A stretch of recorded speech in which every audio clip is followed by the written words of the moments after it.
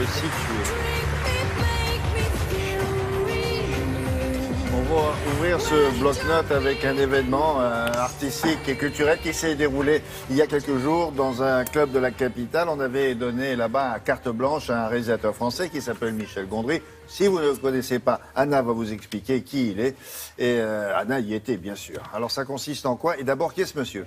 Michel Gondry est un réalisateur qui a marqué, si vous voulez, par son univers particulièrement indépendant. On l'avait déjà rencontré ici, puisque je vous avais emmené sur son usine de films amateurs, où il propose à tout un chacun de prendre une caméra et de rentrer dans des vrais décors de cinéma à la Gondry, c'est-à-dire avec toujours un univers de jeu, dont on restait un grand enfant. Il faut peut-être citer un ou deux.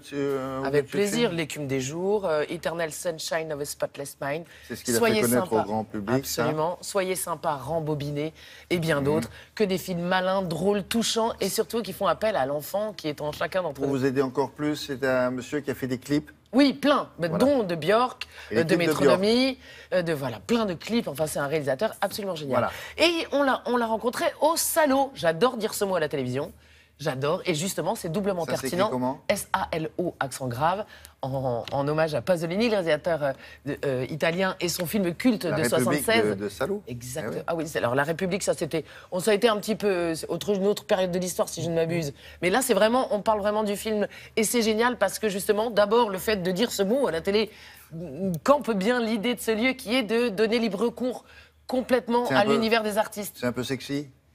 Non, parce que Salò, ça dépend. Il était un peu. Oui, il était un petit peu beaucoup. Oui. Ça peut l'être, en fait. L'idée du Salò, c'est vraiment de donner carte blanche à des créateurs, à des artistes, qui soient auteurs, réalisateurs, danseurs, comédiens, tous investissent pour 3 nuits ce lieu. Et ils font quoi? Ils y développent exactement ce dont ils ont envie. On rentre dans leur univers, dans leur tête. Ils invitent les amis qu'ils veulent, de la musique, des projections, des installations. Voilà. Et tous en même temps ou chacun son tour? Non, tous en même temps, pendant 3 nuits, dans ce lieu qui est assez grand. Et donc, il y a des petits lieux comme ça, un peu cachés. Michel Gondry nous a fait faire la visite, je vous invite. Et après, je vous parlerai de qui vient les prochaines fois. D'accord. J'en trépigne.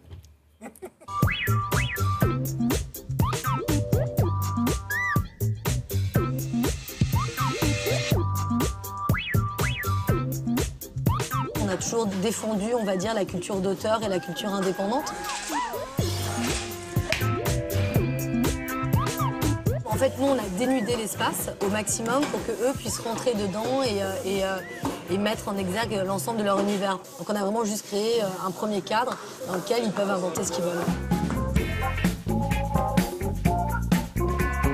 Ce qui est bien ici, c'est que, bon, évidemment, ça paraît évident de le dire, c'est brut. Et il y a plein de petits coins, de petites pièces. Moi-même, je m'y perds.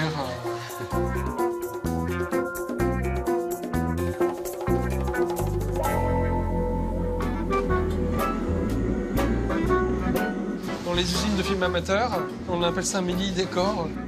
C'est des sortes de trucages pour donner l'impression qu'on voit la voiture se déplacer dans un décor.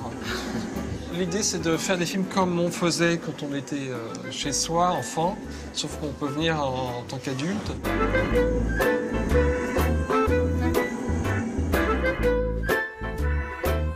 Là, j'ai l'impression de rentrer dans un film. C'est un peu ma chambre quand j'étais petit, on va dire. Je faisais des peintures des copains de mon frère et de mes copains qui étaient punk.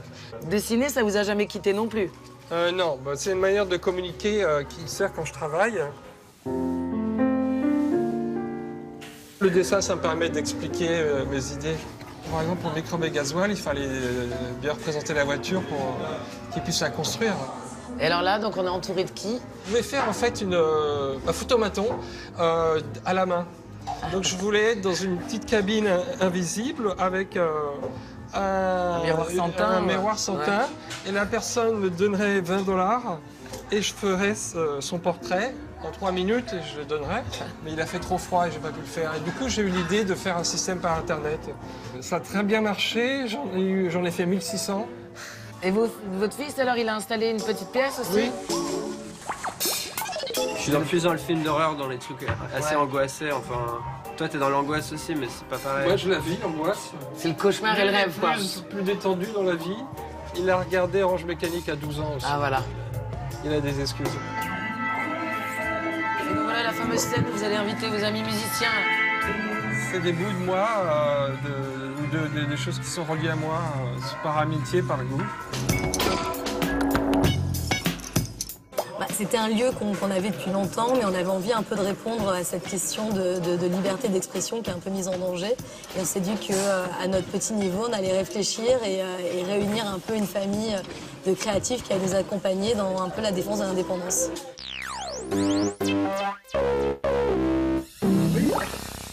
Bon.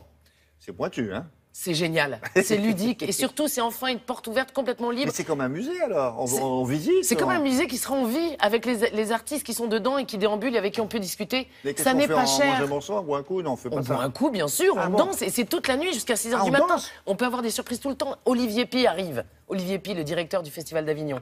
Il arrive, il va nous réserver des surprises. Il lui succède. Oui, voilà, c'est ce week-end, 6, 7 et 8 avril. Et lui, avec son univers à lui, etc. Voilà, et il y aura ensuite Blancali, enfin plein de gens comme ça, des personnalités qui libèrent l'esprit. Et c'est pas du luxe, moi je dis. Voilà. Et c'est pas cher, réservé sur Internet. Le Salo, S-A-L-O, accent grave. Ouais, c'est pas cher. 10 €. Ah, oui. Ou 12 sur place. Ah, ouais. Et on reste le temps qu'on veut. On reste toute la nuit, chef. Ah ouais, d'accord. Voilà. On n'est pas obligé non plus toute la nuit.